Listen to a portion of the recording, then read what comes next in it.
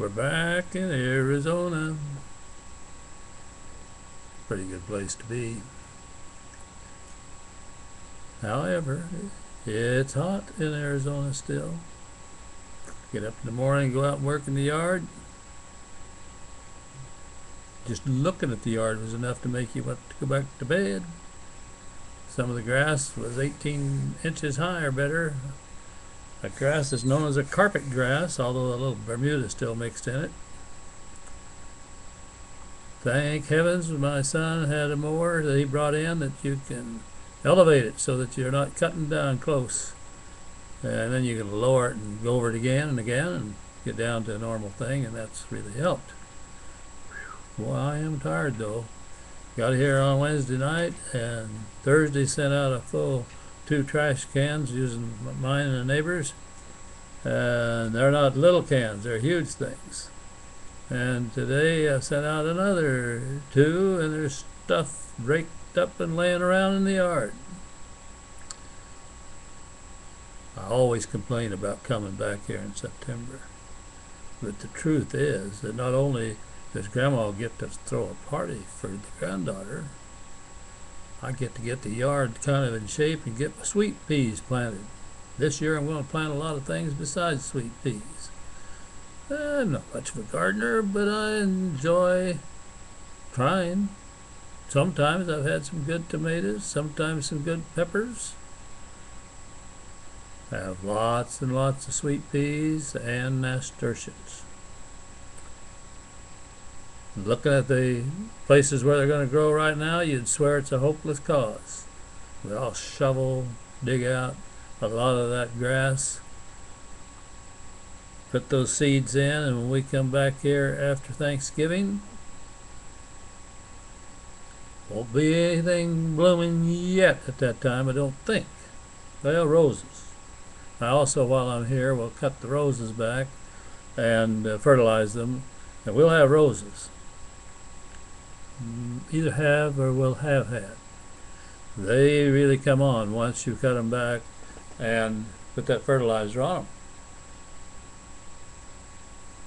them. If you were here all year round, the old timers say the way to do that is put the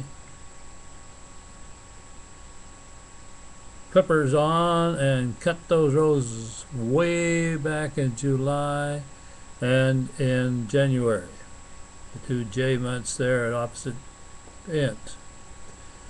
Well, since our time schedules are a little different, we seem to get roses a couple of times a year anyway. Cut them back, fresh growth. Almost everything that comes up as a twig or an offshoot that's fresh growth, you'll have a rose. We have lots of roses. And when it comes to downright beauty, roses are hard to beat. We also have been able to get quite a few, Donna, that Christmas flower I like, what is it called? Donna? What do you call those things I transplanted that I buy right after Christmas? Amaryllis. Amaryllis. Boy, I'm telling you, those amaryllis, they really bloom beautiful here. The nearly rotten ones that I bought last year at the 75% off sale after Christmas, almost all of them took, and we're going to have a lot of amaryllis this year. It's fun. It's fun to see beautiful things grow. And the birthday party last night was that day before. We got here on Wednesday, and I guess we had the party on... Did we have the party Friday or Saturday, Donna? What? Tiffany's party, Friday or Saturday? Friday. It was on Friday night. These little girls, this foursome that our granddaughter's a part of, have been buddies now for I don't know how many years. But we watched them from little leggy, knobby-kneed girls to young women. All of them 17 years old, all of them juniors now in high school. And hard to believe, one more year and they're off to college. I'm sure they're like I was at that age. They think they're growing up mighty slow. Well, yeah. Then you get a little older and those birthdays sneak up on you a lot faster. And you get older faster then than you want to. We got home on Wednesday and I've been at the yard work early and late every day. And I subbed on Friday and I'll sub tomorrow if I get a job I want. I already have one for Tuesday. Earn a little of that gas money so we get back on the road. That we're not going to completely empty the little bank account.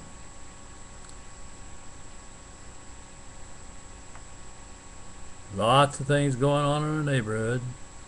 Our good friend Rick and his wife divorced.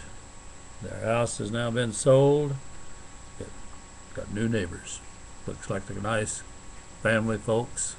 2 or 3 kids, boat. See them out working on the yard. Haven't gotten over to say hello. Need to do that. And the best news of all is that Big Gene, the fire captain next door, we made a couple of pots of soup yesterday and took one of them over to the neighbors to Gene's house last night because, hey, saw cars over there. I knew he wasn't supposed to be there for another month, but a little neighbor lady across the street said when we were noticing the car there, she said, well, I think I see a walker in that house. I think maybe Gene's home.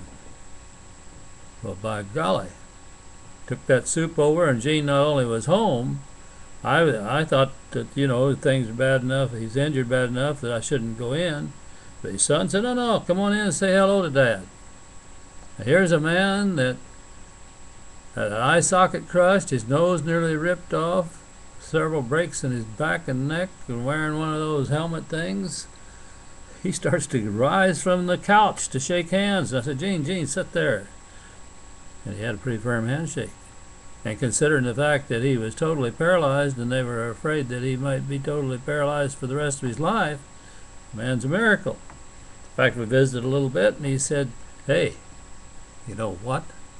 They told me I would be in intensive care for a month and then in rehab in that specialized hospital that they flew me out to in the Phoenix, Tucson area for another month, and then I could maybe come home if we could get the house redone just right. He said, I'm home, and the month since the accident will come around in 2 or 3 days. Modern medicine and tough-minded fire captains. I don't suppose he'll ever be able to go back to active duty and fight any fires, but maybe he'll be able to go back to active duty and perform other functions. I don't know. All I know is he's a walking miracle. Today when I was out in the yard working, he came out and he said, hey, you pulled out the mulberry trees. And it kind of took me aback. I couldn't figure just what he was saying to me, and then I remembered. A lot of the twigs that I trimmed off of male mulberry tree had sprouted, and one of them had started to be a fair-sized tree right at the corner of his property and ours, where they abut. And he had taken note that I'd pulled those out. I said, yep, and that one you had was the champion, and I had to get a shovel to dig at it. It's good to be back in Arizona, even though it's hot.